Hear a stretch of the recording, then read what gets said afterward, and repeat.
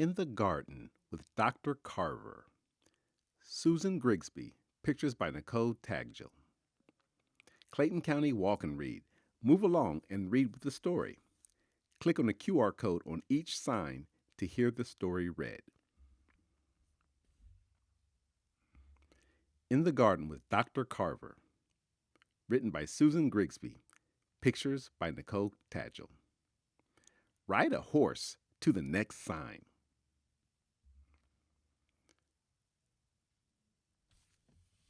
I'll never forget the Sunday that we stepped out of church and saw an old mule waiting beside a funny looking wagon. The man with the wagon was George Washington Carver, the famous plant scientist from the big school in Tuskegee. Look in amazement while walking to the next sign. Dr. Carver called the wagon his movable school, and it was piled high with plants, tools, and seeds. The adults all gathered around, eager for advice. They had heard about the 20-pound cabbages and the onions as big as a young child's head that Dr. Carver had grown on land just like ours. He said that plants get from the soil the foods that they need to make them grow. But cotton, like a hungry monster, had gobbled up the good foods in Alabama's soil. Dr. Carver was showing the folks how to make our poor soil healthy again.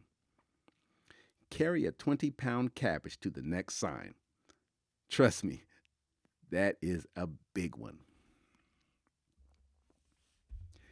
He was even teaching people how to turn simple foods like peanuts and sweet potatoes into luxuries like coffee, butter, and sugar. Hundreds of new products poured out of his laboratory, all made from plants that we could grow. Sip a cup of coffee to the next sign. But for me, the best part of Dr. Carver's visit was that he agreed to stay through Monday to help us with the garden at our school. Who here would like to learn to be a plant doctor? Dr. Carver asked. I waved my hand the hardest, so he asked me to observe the first case. So, Dr. Sally, he said, why do you think that this rose bush is looking so weak when her cousins by the fence are covered in beautiful red roses? I don't know, I admitted. What should I do first? Listen to the plants, and they'll tell you what they need. Go on. I thought about what Dr. Carver meant. Maybe it was like listening to the wind and watching the sky to tell the weather. Listen to the plants while walking to the next sign. I looked over at the healthy roses, basking in the bright sunshine. Then I examined my patient. Just one single rose grew on her entire bush as she sat all alone in the shade beside the shed. I've got it, I cried out. My patient needs to be moved to where she'll get more sunlight. That is an excellent job of observation, Dr. Sally, Dr. Carver said. Now, let us begin the operation. Dr. Carver showed us how to transplant the rose bush very carefully without damaging her roots or letting her scratch us. Discuss what plants need to survive while walking to the next sign. When I was a boy, said Dr. Carver, drawing and plants were my two passions. I mixed my own paints and covered stones and discarded boards with pictures of the flowers. And I was always asking questions. I wanted to know the names of every strange stone and flower, every insect, bird, and beast that visited the garden. We wanted to know all about the garden, too. So we just sat there, quiet, watching, listening to nature, and drawing the beetles and bees. flowers and fungi, worms and birds, and pretty bits of stone. I never knew our garden was such a busy place, and Dr. Carver knew the names of everything. Look for the insects around you while walking to the next sign.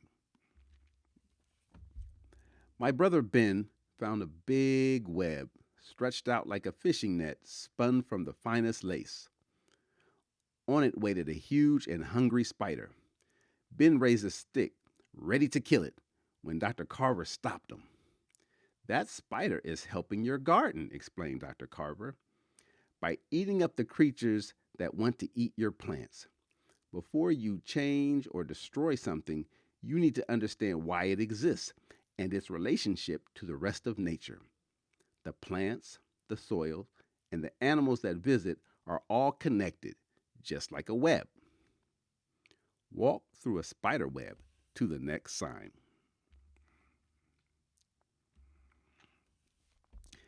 In every single flower bed, dandelions held up their sunny yellow heads.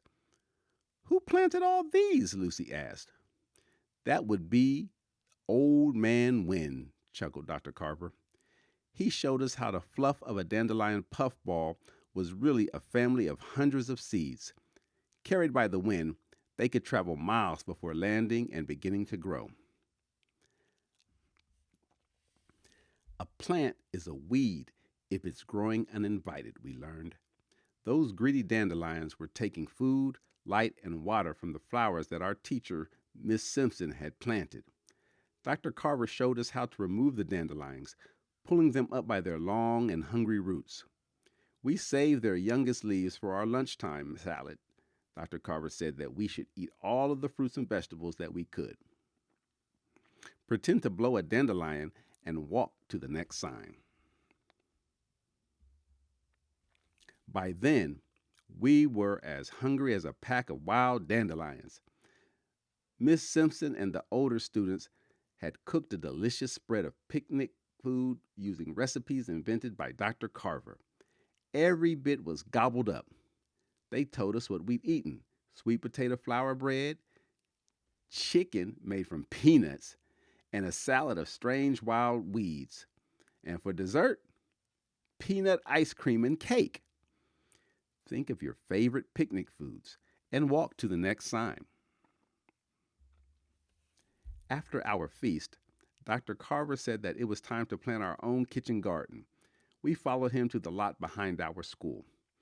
This spot is no good, Emmett said. It's sunny, but the soil's rock hard. See, it won't budge. He's right, I said. Nothing ever grows out here, not even weeds. And nothing ever will, unless we improve the worn-out land, Dr. Carver said. Plants, like people, need nutritious food to help them grow. Look for a spot that you think would be good for planting and walk to the next sign. Dr. Carver took us to a patch of forest near our school. We scooped up buckets full of rich and leafy loam. While we worked, he explained how rotting plants were full of good things to feed healthy plants. Leaf mulch, swamp mulch, and decaying roots of peanuts, peas, and beans will all enrich the soil, he said. You can make your own fertilizer too. I'll leave Miss Simpson my recipe for compost. Paper shreds, vegetable scraps, anything that breaks down quickly will put nutrients back into the soil. So much of what people waste can be put to good use. Dig up mulch while walking to the next sign. We cleared the plot of stones, spaded and hoed, chopped and raked, turning and mixing into the soil the forest humus we'd gathered. We worked that soil until we had a fine, rich field. Then we divided it into plots. We planted sweet potato slips and peanut butter, snap peas, lima beans, cowpeas, squash, okra, and melons. Carry buckets of mulch to the next sign. Dr. Carver asked us to show him the nearest dump. We found wood scraps to use for our plant markers and raggedy-headed mop to make a tall scarecrow. When Clarence grumbled about picking through the dump, Dr. Carver told us how he'd make test tubes, lamps, and all sorts of tools for his laboratory from the reused treasure of just such a dump. The word treasure set Clarence's eyes on fire, and he kept picking until he found a fine costume for our shaggy headed scarecrow. Back at school, we used milk paint to label our garden signs so we'd remember what we'd planted where. Walk like a scarecrow to the next sign. We were all sad to see Dr. Carver leave, but he made Miss Simpson promise to take us outdoors every day for nature study and gardening lessons, and he gave her papers he'd written to use as our school guides. And we promised Dr. Carver that we wouldn't eat wild weeds, as some can be very poisonous, until our teacher taught us which ones were safe. Run in the sunshine to the next sign. Some people come in and out of your life as quick as a hummingbird darting at a trumpet vine.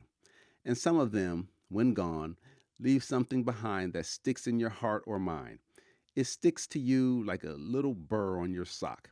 It wraps around you like the tendrils of a vine. Since that day that we spent in the garden with Dr. Carver, whenever I step among flowers, trees, or vegetables, I remember his words. Listen to the plants, and they'll tell you what they need. And they do. Fly like a hummingbird to the next sign. This story is historical fiction. It's based on the history of Dr. George Washington Carver and his writings. Dr. Carver was born into slavery on a Missouri farm about a year before slavery was abolished. He spent his early years seeking out schools and learning all they offered. He taught botany at Iowa State College while earning a master's degree in agricultural science. In 1896, Booker T. Washington asked Dr. Carver to be the head of a Department of Agriculture at the Tuskegee Institute in Alabama. Dr. Carver worked there until his death in 1943. Dr. Carver dedicated his life to helping people improve their lives by working with what nature provided. In addition to teaching the students at Tuskegee, he wanted to help the farmers across the South. He wrote many bulletins to teach people how to take care of the earth, how to farm, and how to make things they needed. He also wrote booklets for teachers explaining ways to conduct nature studies in the schools. But Dr. Carver realized that many people would learn best by being shown what to do. So, on the weekends, using an old wagon pulled by a mule, Dr. Carver took a movable school out into the Alabama countryside to teach. In 1906, he outfitted a better wagon and called it the Jessup Wagon, after Morris K. Jessup, who donated the money for it. By 1918, he was using a truck. Dr. Carver's idea of movable schools was adopted in places as far away as China and India. Discuss what you would plant in a garden while walking to the next sign. Special thanks to Clayton County Public Schools International Center for Translation Assistance. Thank you for joining us. If you enjoyed this story, see the other stories at Reynolds Nature Preserve, International Park, Jester's Creek Headquarters Library, and the Gerald Matthews Complex. Please post a picture of your group on Instagram with the hashtag #CCWalkandRead and tag @ClaytonGALIB and @Clayton County Parks.